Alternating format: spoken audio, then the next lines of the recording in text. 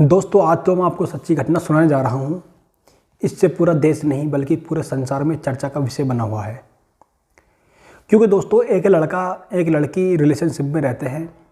वो लड़का उसकी हत्या करके उसके 35 टुकड़े करता है और 35 टुकड़े करने के बाद हर एक टुकड़े को 18 दिन तक जंगल में फेंकता है। आखिर दोस्तों ऐसा क्या होता है, घटना सच्चाई जानने के लिए वीडियो अंत तक जरूर देखें। हेलो दोस्तों, मैं फुरकान इनसाइट की इस स्टोरी में आपका एक बार फिर स्वागत है। दोस्तों आज की सच्ची घटना मैं आपको सुनाने जा रहा हूँ। ये सच्ची घटना शुरू होती है पालघर से। दोस्तों वहाँ पर एक परिवार होता है और उस परिवार के मुखिया होते हैं विकास वोलकर। उनकी एक लड़की है, एक बेटा है और एक उनकी पत्नी है। उन्हीं में एक लड़की जिसका नाम श्रद्धा है। श्रद्धा अपनी माँ के व अपने भाई के पास रहती है। उनका जो पिता होता है विकास वोलकर, वह अलग रहता है। अब वह सोचती है क्यों ना मैं अपने परिवार को पाल सकूं और उनका अच्छी तरीके से पालन पोषण कर सकूं। वह एक नौकरी की तलाश में मुंबई पहुंचती है। मुंबई में पहुंचने के बाद वह एक कॉल सेंटर में अपने दोस्तों की मदद से जॉब करती है। जॉब करने के बाद उसी कॉल सेंटर में एक लड़का होता है जिसका नाम है आफ्ताब। अब आफ्ताब और उन दोनों में बातें होती हैं और 8-7 महीने के बाद बातों ही बातों में एक दूसरे में मोहब्बत हो जाती है।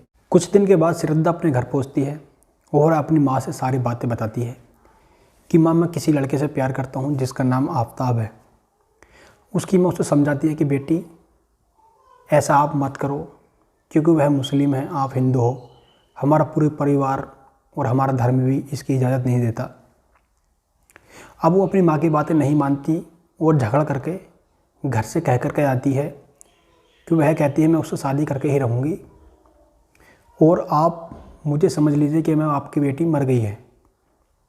अब वो झगड़ा करके वापस फिर आफ्ताब के पास ही आ जाती है। कुछ समय गुजरता है। उसकी माँ का कई बार फ़ोन आता है। उसकी माँ समझाती है लेकिन वह नहीं मानती। वह कहती है मैं उसके साथ ही रहूँगी और शादी करूँगी। अब जनवरी 2020 में उसकी माँ की मौत हो जाती है। वह अपनी माँ की मौत में पहुंचती है।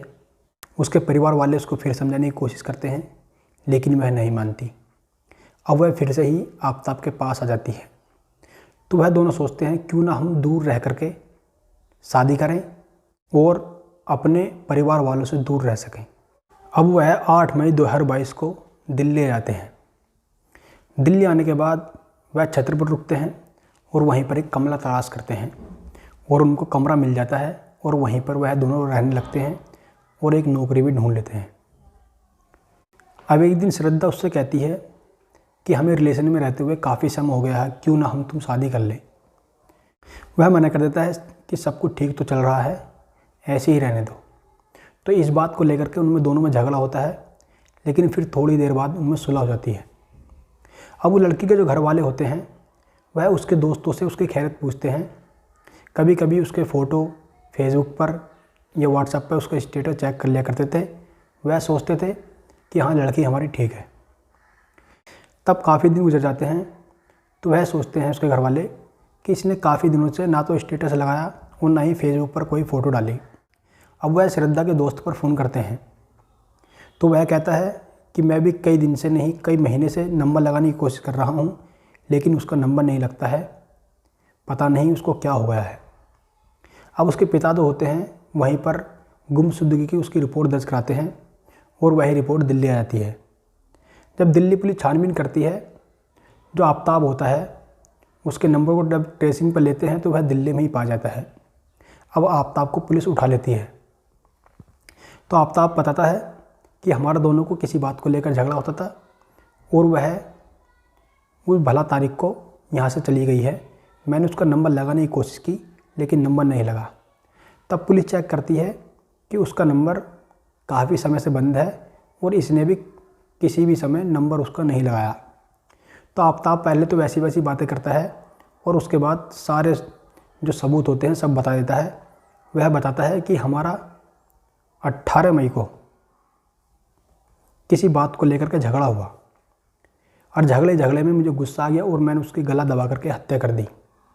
हत्या करने के बाद मैं कमरे में ही सो गया। जब सुबह का वक्त हुआ मैं बाज़ार गया, बाज़ार से मैंने एक फ्रिज ख़रीदा, एक आरी ख़रीदी और एक पॉलीथीन और एक बैग। अब दोपहर के बाद मैंने उसकी बॉडी को बाथरूम में ले जा कर के कुछ पीस करने के बाद जब रात का 2 बजे का वक्त होता, मैं उसके कुछ पीसों को पिन्नी में भर करके और जंगल में फेंका था। दोस्तों करीब 18 दिन तक उसके शरीर के टुकड़ों को काट करके वह जंगल में फेंकता रहा। जो टुकड़े बचते रहते उनको फ्रीज में रखता और अगले दिन फेंकता। दोस्तों अब वो पुलिस की गिरफ्त में है, उससे पूछताछ भी जारी है। तो दोस्तों आप क्या कहना चाहोगे ऐसी मोहब्बत के बारे में? दोस्तों मैं चाहता हूँ कि ऐसे व्यक्ति को फांसी होनी चाहिए, तुरंत ही फांसी होना चाहिए, ताकि ऐसी कोई घटना कारित नहीं हो सके। दोस्तों मेरा वीडियो बनाने का उद्देश्य किसी का दिल परेशान करना नहीं है, न ही किसी के दिल को ठेस पहुँचानी है, बल्कि आपको जागरूक करना है। दोस्तों अगर वीडियो पसंद है तो लाइक करें, शेयर करें और ऐसी वीडियो देखने के लिए हमारे चैनल को सब्सक्राइब करें। मैं ऐसी ही सच्ची घटना पर वीडियो हमेशा बनाता रहूँगा। Thank you.